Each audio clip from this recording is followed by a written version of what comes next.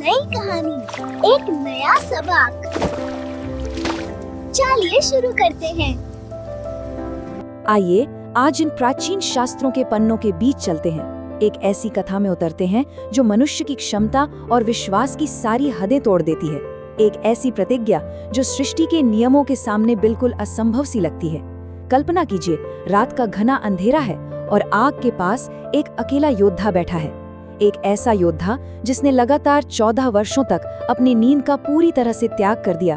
आज हम इस विश्लेषण में उस नायक लक्ष्मण के इस अद्भुत सफर को समझने की कोशिश करेंगे, जिसे आने वाले युगों ने गुडाकेश के नाम से जाना। ये सफर सिर्फ एक कहानी नहीं है, ये अनुशासन, अटूट प्रेम और पूर्ण समर्पण का एक जीता जागता उदाहरण है। वनवास की पहली रात, चारों तरफ घना जंगल, रात का भयानक सन्नाटा, बस झिंगूरों की आवाज और चलते हुए पत्तों की सरसराहट सुनाई दे रही है। इस अंधेरे में आग की लपटें बड़ी बड़ी परछाइयां बना रही हैं। श्री राम और माता सीता दिन भर की थकान से जमीन पर सो रहे हैं, लेकिन वहां एक अकेली आकृति अटल खड़ी है। लक्ष्मण अपने हाथ में धनुष लिए लगातार पहरा दे रहे हैं। उनके मन में एक गहरी चिंता है कि कहीं इस जंगल के हिंसा करने वाले जानवर या राक्षस उनके भैया और भाभी को थोड़ा सा भी नुकसान न पहुंचा दे।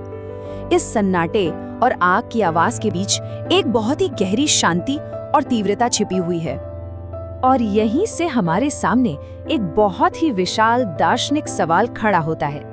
क्या किसी मनुष्य की श्रद्धा और उसका निष्काम समर्पण प्रकृति के शाश्वत नियमों को हरा सकता है? हम सब ये बहुत अच्छे से जानते हैं कि एक नश्वर शरीर बिना नींद के टूटने लगता है। नींद तो सृष्टि का एक अटूट नियम है, एक ऐसी जरूरत जिसके बिना जीवन की कल्पना भी नहीं की जा सकती। तो फिर एक मनुष्य का संकल्प इस नियम को चुनौती कैसे दे सकता है? दरअसल यही प्रश्न लक्ष्मण की इस कठिन अग्नि परीक्षा का सबसे मूल आधार है। इस प्रश्न का सच्चा उत्तर धर्म के मूल अर्थ में छुपा हुआ है। भारतीय दर्शन में धर्म का मतलब सिर्फ पूजा पाठ या प्रार्थना नहीं होता। ये तो कर्तव्य, नैतिकता और सृष्टि के संतुलन का एक अनंत नियम है। उस रात लक्ष्मण के अंदर एक बहुत बड़ा अंतर्द्वंद चल रहा था। एक तरफ था उनका अपना मनुष्य शरीर जिसे विश्राम की सख्त जरूरत थी, और दूसरी तरफ था उनका धर्म, उनका अटूट कर्तव्य जो उन्हें अपने परिवार की सुरक्षा के लिए हर पल प्रेरित कर रहा था। और यही धर्म उनकी हर सांस को संचालित कर रहा था, उन्हें अपनी मानवीय दुर्बलताओं से ऊपर उठने का एक अद्भुत बल दे रहा था। तो आइए देखते हैं कि सृष्टि और मनुष्य के इस टकराव ने आकार कैसे लिया।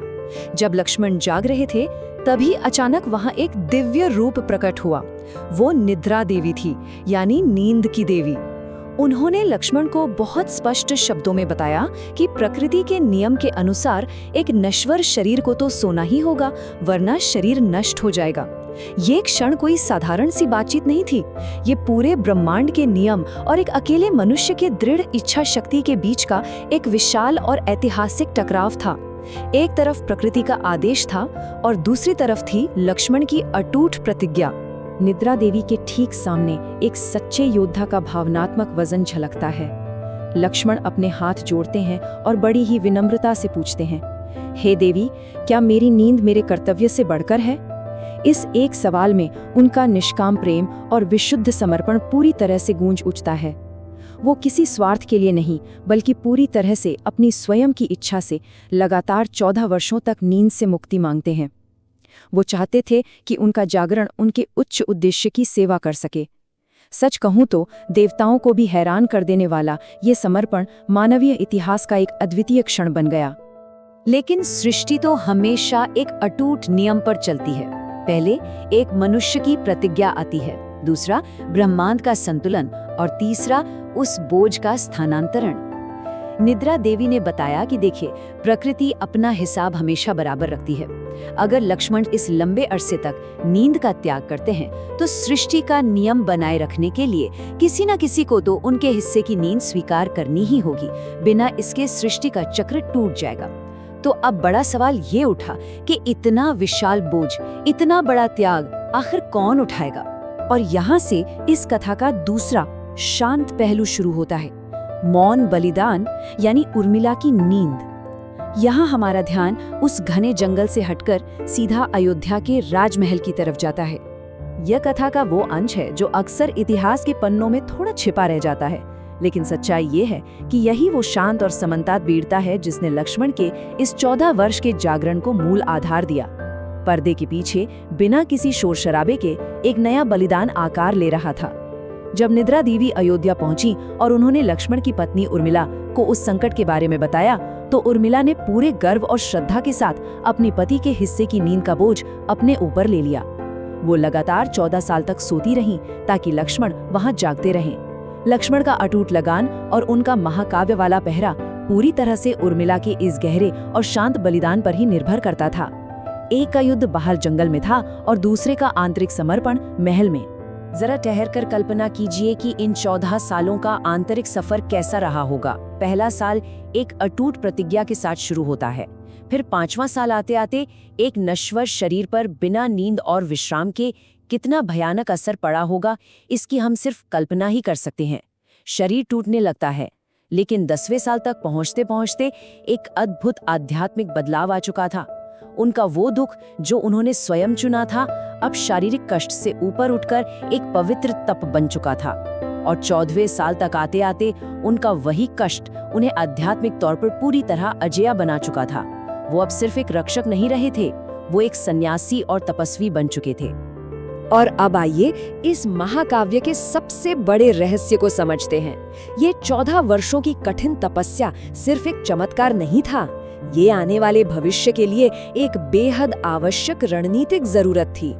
रावण के परम शक्तिशाली बेटे मेघनाद को एक ऐसा वरदान प्राप्त था कि उसे पूरी सृष्टि में सिर्फ वही मार सकता है जो लगातार 14 साल तक सोया ना हो और जिसने इस दौरान किसी स्त्री का मुख तक न देखा हो। सोचिए, लक्ष्मण का ये स्वयं चुना हुआ असहनीय दुख ही वो अकेली चाबी थी जो उस अजेय युद्ध का अंत कर सकती थी। सृष्टि ने उनकी तपस्या का मार्ग मानो पहले से ही तय कर रखा था। और इस अटूट अनुशासन का अंतिम नतीजा युद्ध के मैदान में सबके सामने आया। एक आम मनुष्य का अनुशासन उस योद्धा के कवच को तोड़ देता है जिससे सभी देवता भी डरते थे। जब मेघनाद और लक्ष्मण आमने सामने हुए, तब लक्ष्मण का ना सोना ही उनकी सबसे बड़ी ढाल और शक्ति बन गया। एक लंबा आध्यात्मिक सफर और युद्ध कला का ये अद्भुत संगम ही था जिसने अहंकार को पूरी तरह धराशायी कर दिया। उनका निष्काम त्याग उस दुश्मन के लिए सृष्टि का सबसे खतरनाक हथियार साबित हुआ।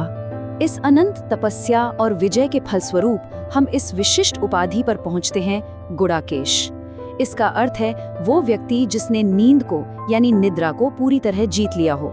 उस युग के सांस्कृतिक मूल्यों को अगर हम थोड़ा ध्यान से देखें तो सच्ची वीरता सिर्फ शस्त्रों को उठाने या बाहुबल दिखाने में नहीं मानी जाती थी। सच्ची वीरता थी अपने स्वयं के सुख सुविधाओं का त्याग करना, अपनी इंद्रियों को जीतना और अटूट अनुशासन का पालन करना। लक्ष्मण की ये कथा उसी श्रेष्ठ अनुशासन और आत्मनियंत्रण की एक अनंत विजय है।